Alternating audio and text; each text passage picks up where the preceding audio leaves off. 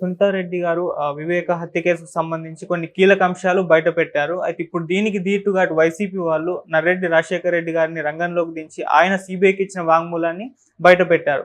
అసలు సునీత గారు చెప్పిన దాంట్లో ఏముంది? మరి ఈయన చెప్పిన దాంట్లో ఏముంది? సో ఈ ఇష్యూ గురించి ఏం చెప్తారు? మరి అవినాష్ రెడ్డి బెయిల్ కూడా ఎంతవరకు వచ్చింది? వివేకానంద రెడ్డి హత్య కేసుకు సంబంధించిన 3 విషయాలను మనం చర్చించవచ్చు. ఒకటేమో సునీతారెడ్డి అలుపెరగకుండా అవినాష్ రెడ్డి ఈ హత్య చేయించడాన్ని ప్రజల్ని నమ్మించడానికి రకరకాల ప్రయత్నాలు చేస్తుంది. పవర్ పాయింట్ ప్రజెంటేషన్స్ ఇవన్నీ. ఎందుకంటే ఎన్నికలు ఉన్నాయి కాబట్టి ఆమె ప్రజాక్షేత్రంలోనే తేల్చుకోవాలనుకున్నది. తన తండ్రికి జరిగిన అన్యాయాన్ని, తన తండ్రి హంతకులను ప్రజాక్షేత్రంలో శిక్షిస్తాను నేనని బయలుదేరింది. కోర్టుల్లో ఆమెకి న్యాయం జరగలేదని చెప్పి. సో అందుకని ఆమె చేస్తున్న ఇదేంటంటే ఈ హత్యను ఎవరు చేశారు, ఎవరు చేయించారు అన్న 2 విషయాల్ని బలంగా ఆమె పవర్ పాయింట్, ఆమె డాక్టరు ఎడ్యుకేటెడ్ కాబట్టి పవర్ పాయింట్ దీంట్లో చెప్తుంది. ఏం చెప్పినా బేసిక్ కంటెంట్ అయితే ఆమె చెప్తున్నది కొత్త విషయం అయితే ఏం కాదు. మనం అనేక సార్లు మన ఛానల్లోనే ఒక 100 వీడియోలు చేస్తుంటాం. ఆ వెర్షన్లన్నీ ఆల్రెడీ వచ్చేసింది. ఆమె దగ్గర ఏమీ సిబిఐ దగ్గర లేని కొత్త సమాచారం ఏమీ లేదు. ఉంటే సిబిఐకి ఇచ్చేది కదా. ఆమె అనేక సార్లు కోర్టుకు వెళ్తుంది కదా. దాన్నే ఆమె ఆల్రెడీ సిబిఐ దగ్గర పనికిరాని గూగుల్ టేక్అవుట్ని కూడా ఆమె ఇప్పుడు సాక్ష్యంగా చూపిస్తుంది. ఆల్రెడీ మీడియాకి తెలుసు ఇదంతా కూడా. సో ఆమె నిన్నేం చెప్పిందంటే గూగుల్ టేక్అవుట్ ఒకటి చెప్పింది. అంటే తర్వాత ఈ హత్య చేసిన 4 ఎవరైతే ఉన్నారు, A1 Erra Gangi Reddy, A2 Sunil Yadav, A3 Umashankar Reddy, A4 Dastagiri. ఈ A4 దస్తగిరిని పక్కన పెట్టింది. ఎందుకంటే ఆమెకు దస్తగిరి ఇప్పుడు కావాల్సిన వ్యక్తి అయిపోయాడు కాబట్టి దస్తగిరిని ఆమె ప్రొటెక్ట్ చేస్తుంది. ఈ 3 ఉన్నారు కదా, ఎర్రగంగిరెడ్డి, సునీల్ యాదవ్ అండ్ ఉమాశంకర్ రెడ్డి, ఈయనతో కలిసిన ఫోటోలు పెట్టింది. అవి నిజానికి కోర్టులో ఇవన్నీ పనికిరావు. ఎందుకంటే హంతకులు అనుకుందాం, ఫర్ ఎగ్జాంపుల్ నీతోనూ నాతోనూ కూడా ఫోటోలు దిగుతారు. ఫోటోలు దిగితే మనం ఉన్నట్ట. హంతకులు అనేక మంది ఫోటోలు దిగుతారు, అనేక మంది ఫోన్లు చేస్తారు. అంత మాత్రాన వాళ్ళందరూ కూడా ఇన్వాల్వ్ అయినట్ట. సో ఫోటోలు దిగినంత మాత్రాన నువ్వు రేపొద్దున వీళ్ళు కూడా వేరే వాళ్ళతో కూడా దిగారని వాళ్ళంతా కూడా రేపు కోర్టులో పెడతారు, వాళ్ళంతా దిగినట్ట. కాబట్టి ఇవేమి ప్రూవ్ కావు. కానీ ఆమె ఏం చేస్తుందంటే జనాల్ని నమ్మించడానికి శాయశక్తులు ట్రై చేస్తుంది. ఆమెకు కూడా తెలిస్తే ఆమెకు ప్రూవ్ అవుతామని తెలిస్తే కోర్టుల్లో ఇచ్చుంటుంది. ఆమె అడ్వకేట్స్ అంతా కూడా సిబిఐ అడ్వకేట్స్ తరఫున పనిచేస్తున్నారు. ఎప్పుడూ అయ్యేది కదా. ఆమెకు కూడా తెలిసి ఏం చేస్తుందంటే జనాలకి మ్యాక్సిమం నమ్మించడానికి ట్రై చేస్తుంది. అందులో భాగంగా ఆమె ఏం చెప్తుందంటే ఫోటోలో ఒకటి చెప్పింది. రెండోది గూగుల్ టేక్అవుట్ చెప్పింది. గూగుల్ టేక్అవుట్ అక్యురేట్ కాదని సిబిఐ కోర్టుకి చెప్పేసింది.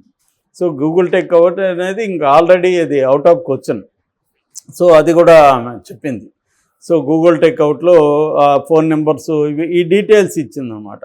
అంటే ఒక్కోసారి స్టాటిస్టికల్ డేటా ఎలా ఉంటుందంటే అది ఏమాత్రం రిలవెంట్ కాదని తెలిసినా ఒక డేటా ఇవ్వడం ద్వారా జనాల్లో నిజమేమో అని నమ్మకం కలుగుతుంది.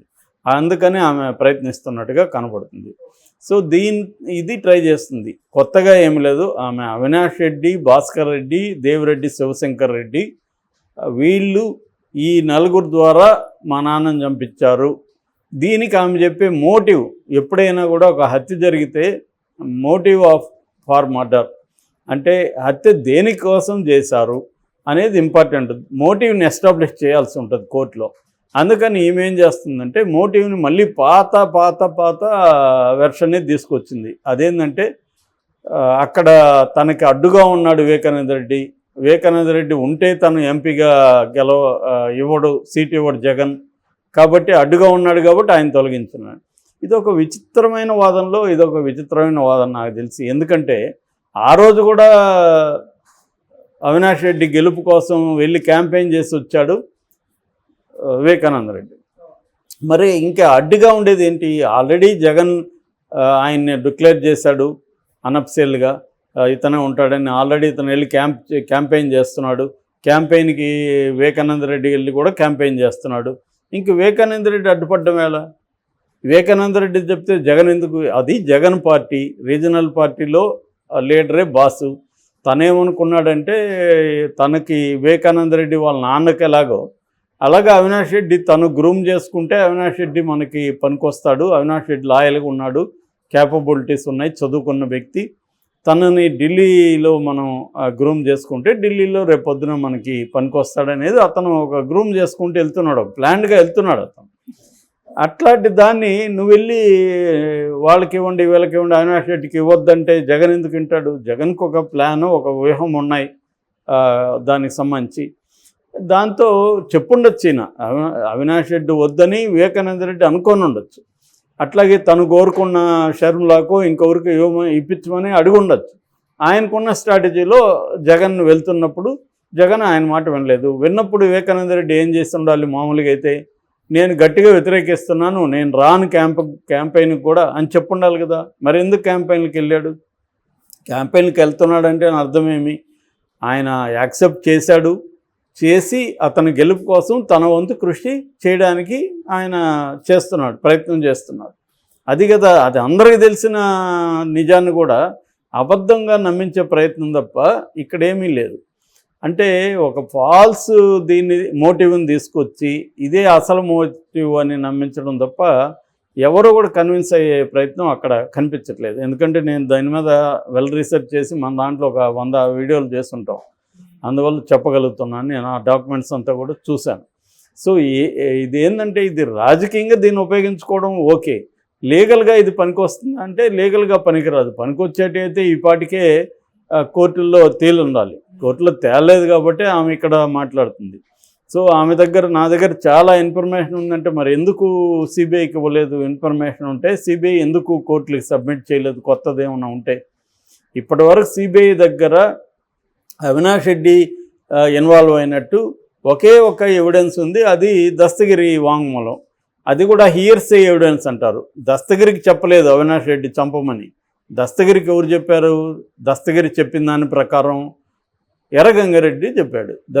ఎర్రగంగారెడ్డికి ఎవరు చెప్పారంటే అవినాష్ రెడ్డి భాస్కర్ రెడ్డి చెప్పారు అని ఎర్రగంగారెడ్డి దస్తగిరికి చెప్పాడని దస్తగిరి వాంగ్మూలం ఇచ్చాడు.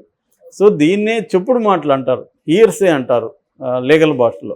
హియర్సే అనేది మామూలుగా చెల్లదు, ఎప్పుడో అది ఒక ఎక్స్ట్రీమ్ కండిషన్లలో తప్ప దాన్ని ఎస్టాబ్లిష్ చేయొచ్చు తప్ప మామూలుగా సాక్ష్యంగా అది హియర్సే చెల్లదు.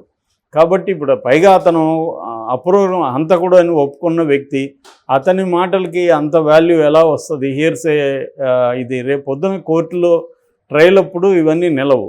అది తప్ప ఇంకేమీ లేదు. బ్లడ్ ఇతను ఇంకోటి ఏంది వీళ్ళు ఆరోపించేది బ్లడ్ క్లీన్ చేశాడని. క్లీన్ చేసినట్టు అక్కడ ఆధారాలు లేవు. క్లీన్ చేసింది ఎర్రగంగారెడ్డి అని చెప్తున్నారు. ఇతను వెళ్ళాడు ఆ టైంకి, అంత తప్ప ఇతనికి మళ్ళీ ఫోన్ చేసింది ఎవరు? వీళ్ళ సునీత వాళ్ళ బావే శివప్రకాష్ రెడ్డి, వాళ్ళ సునీత వాళ్ళ హస్బెండ్ వాళ్ళ అన్న, ఆయన వివేకానంద రెడ్డి బావమరిది కూడా. ఆయన చేస్తేనే చెప్పింది, గుండె నొప్పి అని కూడా ఫస్ట్ ఆయనే చెప్పింది. సో ఇదంతా ఏంటంటే ఇప్పుడు కన్వీనియంట్గా మనకి ఎవరి మీద నేరం మోపాలో కన్వీనియంట్గా ఇన్ఫర్మేషన్ అంతా ఆ వ్యక్తి మీద పెట్టడం తప్ప ఏదీ లేదు. సరే, ఇది సునీత గొడవ. ఇక రెండవ గొడవ ఏంటంటే వైసీపీ వాళ్ళు దీని ఏం చేస్తున్నారు, సునీతను ఎదుర్కోవడం కోసం ముందు నుంచి కూడా ఇది సునీత నర్రెడ్డి రాజశేఖర రెడ్డి చంపించారు అని చెప్పడానికి వాళ్ళు ఒక నెరేటివ్ తీసుకొచ్చారు. ఆ నెరేటివ్ ఏంటంటే వివేకానంద రెడ్డి రెండవ ఆమెతో పెళ్ళయింది. సో షమీం అనే ఒక ముస్లిం ఆవిడతో పెళ్ళయింది. ఆ పెళ్లి కూడా ఈయన అక్బర్ అనే పేరు మార్చుకొని ముస్లింగా కన్వర్ట్ అయ్యి పెళ్లి చేసుకున్నాడు. ఆమెకు షహన్షా అని ఒక బాబు ఉన్నాడు. సో ఆ షహన్షాని తన వారసుడిగా తను రాజకీయాల్లోకి తీసుకురావాలంటున్నాడు, తనకు బాగా చదివించాలనుకుంటున్నాడు. ఇవన్నీ కూడా షమీం సిబిఐకి ఇచ్చిన వాంగ్మూలంలో ఉంది. అవన్నీ మనం చెప్పుకున్నాం, మన ఛానల్లో వీడియోలు ఉన్నాయి. సో ఈ షమీం కోసం ఆస్తి రానేయకుండా వీళ్ళు ఏం చేశారంటే సునీత, నర్రెడ్డి రాజశేఖర రెడ్డి, తర్వాత వాళ్ళమ్మ సౌభాగ్యమ్మ, వీళ్ళు కలిసి ఏం చేశారంటే ఇతనికి చెక్ పవర్ కూడా లేకుండా చేశారు. చెక్ పవర్ లేకపోవడం వల్ల ఇతను వాళ్ళకి డబ్బులు ఇవ్వలేని పరిస్థితి. అందుకని ఈయన పంచాయతీలో ఇంకోటి చేయాలని. సో దీంట్లో ఈయన తన ఆస్తి అంతా కూడా వీలునామా వాళ్ళకి రాశాడని. సో దాని పత్రాల కోసం సునీత, నర్రెడ్డి రాజశేఖర రెడ్డి ఈ నలుగురిని పంపిస్తే ఈ నలుగురు వాళ్ళకున్న పర్సనల్ కక్ష వల్ల ఆయన్ని చంపేశారు. సో దీని వెనక సునీత, నర్రెడ్డి రాజశేఖర రెడ్డి ఉన్నాడు అని చెప్పడానికి ఇప్పుడు కొత్తగా ఒకటి ఏం తీసుకొచ్చారంటే సునీత వాళ్ళ హస్బెండ్ రాజశేఖర రెడ్డి సిబిఐకి ఇచ్చిన వాంగ్మూలంలో ఆ రోజు చనిపోయే ముందు రోజు తను ప్రెజర్ చేశాడు, డబ్బుల విషయంలో డబ్బులు కావాలని వివేకానంద రెడ్డి మీద ప్రెజర్ చేశాడు అన్నది ఆయనే చెప్పినట్టుగా వాంగ్మూలాన్ని తీసుకొచ్చి చెప్తున్నారు. అంటే వీళ్ళు డబ్బుల కోసం, ఆస్తుల కోసం ఆయన మీద ప్రెజర్ తీసుకొచ్చారు. ఆయన వీళ్ళ మాట వినకపోవడం వల్లే ఈ నలుగురిని పంపించి ఆ డాక్యుమెంట్లు అవి తీసుకురావద్దాం అనుకున్నారు. దాంతో వాళ్ళు చంపేశారు. దాన్ని కవర్ చేయడానికి ఆయన రాసిన చివరి లెటర్ని కానీ ఆయన ఫోన్ను కానీ పోలీసులకు ఇవ్వద్దని పిఏ కృష్ణారెడ్డి వీళ్ళు చెప్పారు. అందుకని కృష్ణారెడ్డి ఆ రెండింటిని కూడా తన ఇంట్లో దాచిపెట్టాడు. దాని తర్వాత వీళ్ళిద్దరూ మధ్యాహ్నం హైదరాబాద్ నుంచి పులివెందులకు మధ్యాహ్నం చేరుకుంటే అప్పుడు వాళ్ళకి ఇది ఇచ్చాడు. ఆ తర్వాత వీళ్ళు అప్పటికే పోలీసులకు తెలియడం వల్ల, పోలీసులు అడగడం వల్ల వీళ్ళిద్దరు ఇచ్చారు. సో దాంట్లో వాళ్ళు ఆ ఫోన్లో వీళ్ళ కాల్స్ అవన్నీ డిలీట్ చేశారు అనేది వెర్షన్ అన్నమాట. ఇవన్నీ కూడా తేలాల్సింది కోర్టులో. మనం డౌట్లు అడగచ్చు కానీ మనం జడ్జిమెంట్స్ ఇవ్వకూడదు. ఆమె సరే జడ్జిమెంట్స్ ఇవ్వకూడదు. నిజానికి ఇది ఆమె మీద వీళ్ళు కేసు వేయచ్చు. ఆల్రెడీ దస్తగిరి కేసు కూడా వేసున్నాడు. ఏంటి ఎవరు చంపారనేది సునీత ఎలా తీర్మానిస్తుంది? ఆమె ఆరోపించవచ్చు, కోర్టులో ఆమె ప్రూవ్ చేయాల్సి ఉంటుంది. అది చేయకుండా ఇతనే హంతకుడని ఒక ప్రత్యర్థిని చెప్పడం వల్ల, షర్మిల ప్రత్యర్థి కదా అతను, చెప్పడం వల్ల రేపొద్దున అతనికి ఎలక్షన్లో విన్నింగ్ ఆపర్చునిటీస్ తగ్గుతాయి. సో అది ఇది. ఇక బెయిల్ విషయానికి సంబంధించి దస్తగిరి వేసిన బెయిల్ రద్దు పిటిషన్ని హైకోర్టు ఆమోదించింది. దాని మీద చర్చలు జరిగాయి. సో వీళ్ళ వాదనలు వీళ్ళు ఇచ్చారు. దస్తగిరిని బెదిరిస్తున్నారు కాబట్టి అతను బెయిల్ రద్దు చేయమని జడ శ్రవణ్ కుమార్ అడ్వకేట్ వాదించాడు. అవతల నిరంజన్ రెడ్డి ఏమో బెదిరించినట్టు ఎటువంటి ప్రూఫ్స్ లేవు, ఊరికే అతను ఆరోపిస్తున్నాడు తప్ప ప్రూఫ్ ఏమీ లేదు. కాబట్టి అతను పైగా ఇప్పుడు ఉన్నది ప్రభుత్వం ఎవరి చేతిలో ఉంది? ఎలక్షన్ కమిషన్ చేతిలో ఉంది.